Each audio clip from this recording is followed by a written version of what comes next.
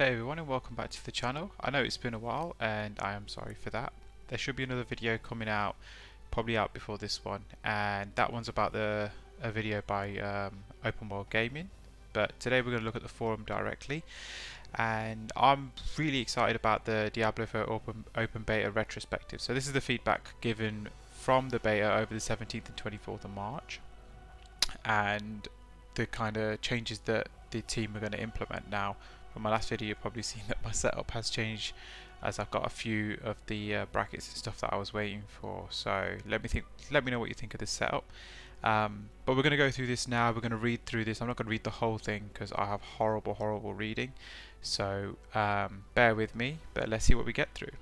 So the first thing that we're looking at here are dungeons. So dungeons layouts. One of the most common pieces of feedback we received is that players felt they were doing a lot of backtracking within certain dungeons. We have optimized multiple dungeons across all zones to minimize the need for backtracking.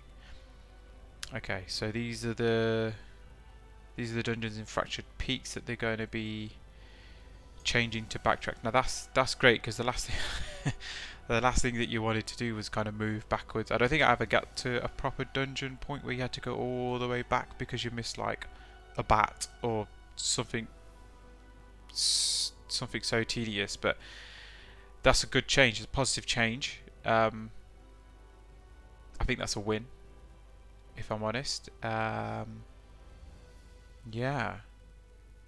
well, this is promising. Okay, so the next one's dungeon events. The chance for an event to spawn inside of a dungeon is increased from 10% to 60%. That's massive. That's big. That's good. I like that. I hope it's a bit more random than it is just the occurrence, because I wouldn't want it to be kind of the same spot every single time. But I like that. I like that. I like the surprise of it all. So dungeon gameplay to reduce the need to backtrack. Yeah, okay, we've just read that bit.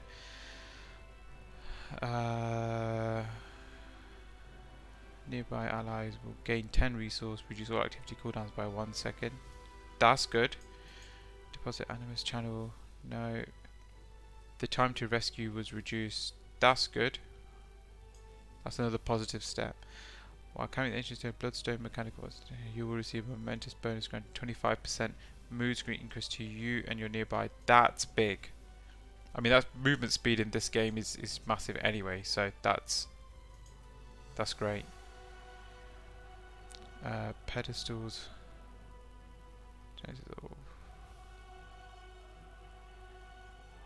All doors will now generate a minimap ping when they're open. Okay, I mean that's minor, but it's nice to hear. It's nice to see some of those things. So I really like that. Classes. Oh, this is a big one. General effects like stunning freeze can be applied to elite monsters twice as long as before they become unstoppable. Wow, that's OP. Reviewed class skills to confirm that all classes have access to sufficient skills that remove control impairing effects.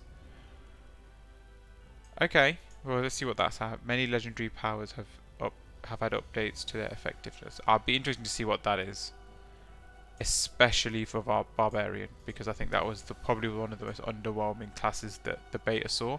It was like, although Druid got a lot of hate, I think Barbarian probably had the most feedback in terms of it needs to be better. So that's great to hear. But let's get into this now. A flat 10% passive damage reduction has been added for the Barbarian class. Damage reduction? Okay, some skill tree passes have had their damage reduction effects reduced to compensate. Okay, that's positive. The Whirlwind skill will now deals more damage and consumes more fury. I think that's great. I think that's a big win. In fact, if anything, from what I saw about this skill and how it kind of paired and the bot, I don't think many people had issues with fury kind of regenerating or gaining it back. So it'd be interesting to see how much more damage it is and how it pairs with legendary effects. But that's a big win for Barbarian, and I might want to rethink whether I want to do Sorcerer above Barbarian when the game launches in a couple of months. Wow, okay. Well, we'll deal with that later. The double swing skill enhancement refunds its full fury cost when used on stunned. That's big. I think that's a good improvement. I don't think that's OP. I think that's quite balanced, personally. But I've only seen the gameplay. I've never experienced it, so it's probably I have a different opinion of it. Druid companion skills now deal heavily increased damage. Good, because Druid basically a hit like a wet noodle.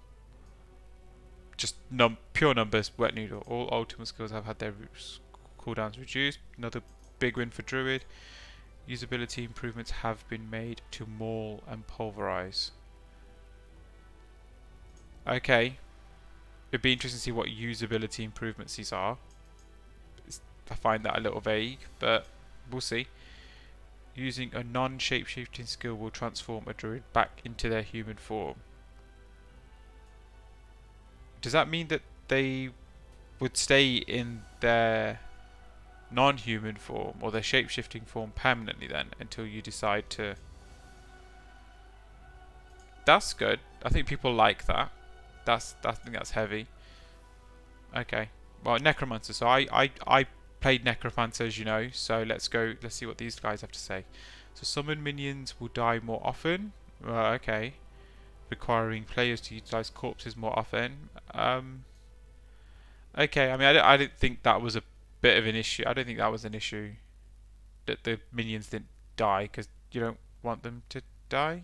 But anyway, many bonuses in the Book of the Dead have had their stats increase. That's good. I think it was a bit underwhelming, but I did like it because it was unique to Necromancer, so I did like that.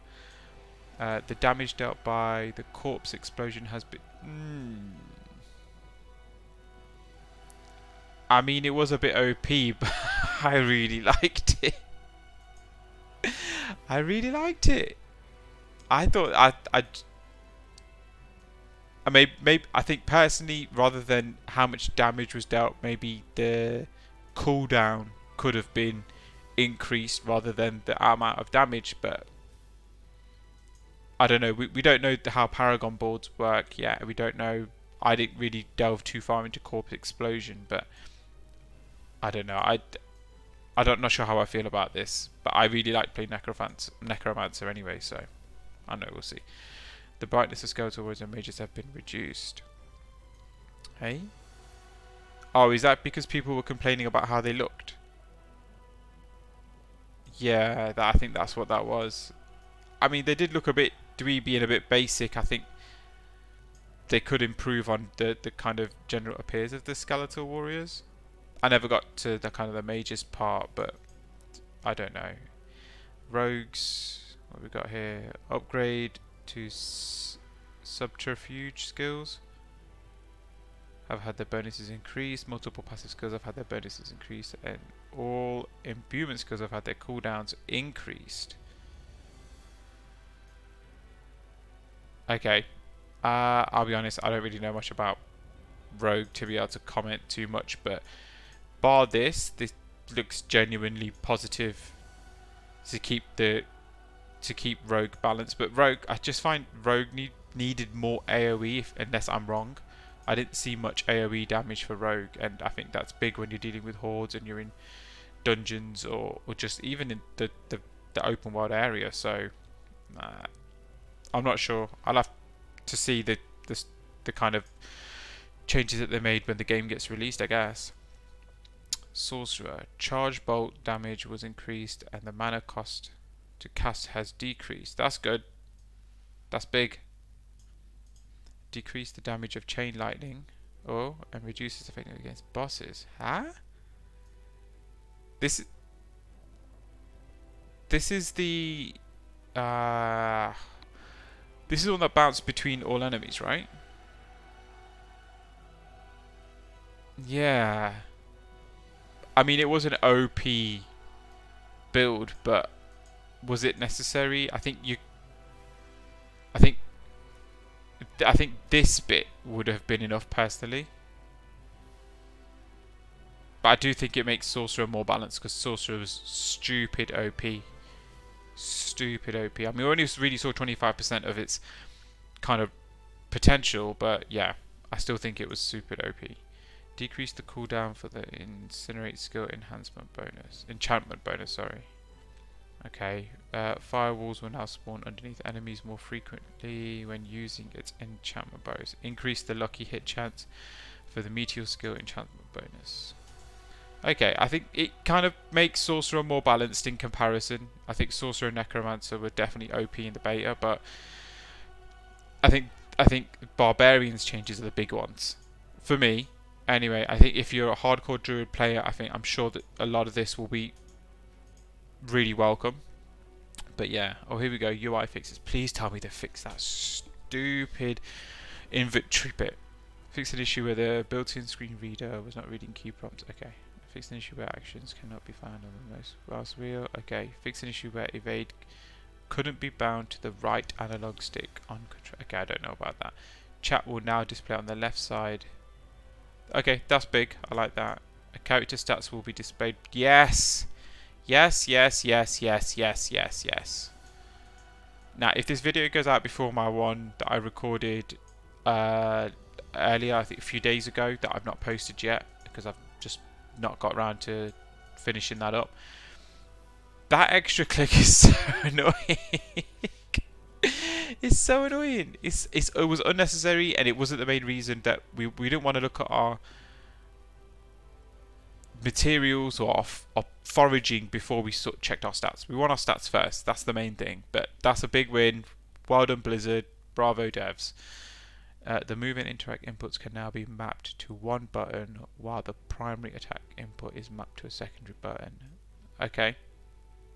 I think the WASD is still way more important if they could ever implement that. I think that is a big thing that people are crying out for, because you can, with a lot of mouses now, you can customize if you've got multiple. So I've got a mouse that has multiple buttons here, so like I could probably customize a few more skills to that, and I think that would be more useful, but it's still something.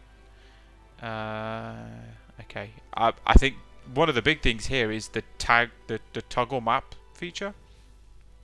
I think the fact that it doesn't have like just an overlay which has low opacity, so you can see your field in case you're getting run over by mobs at the same time.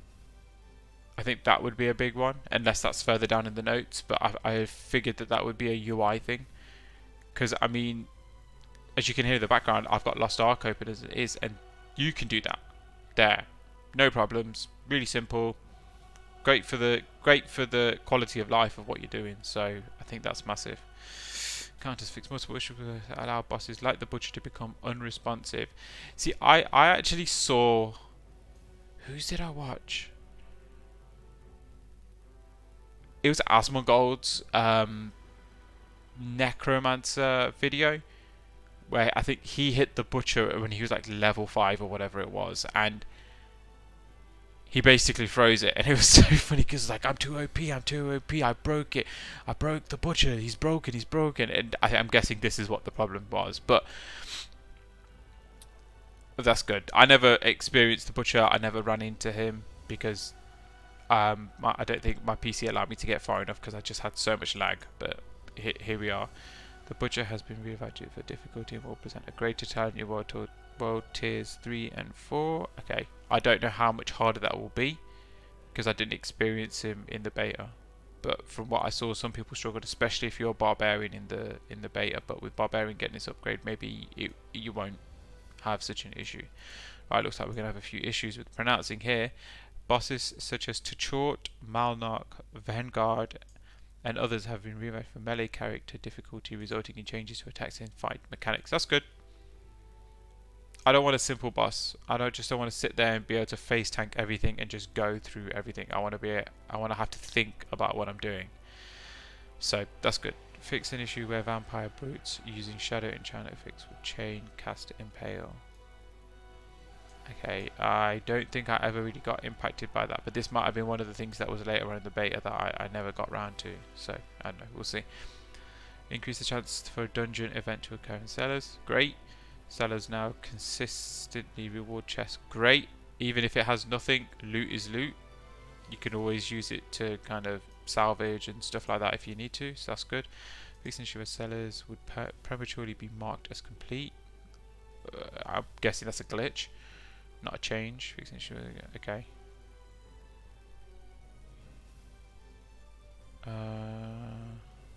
Okay, I think that's probably more of a nuisance than an issue, because if you still got your rewards and it wasn't there, you wouldn't argue, right? Or would you?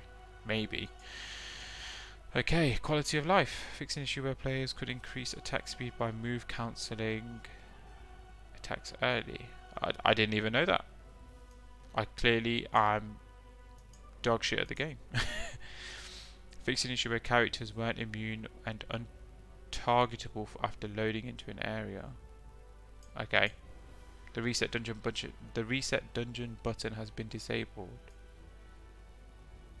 Does that mean it just resets anyway? So you don't have to manually do it?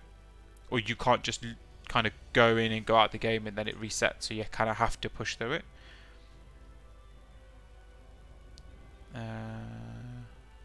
Okay.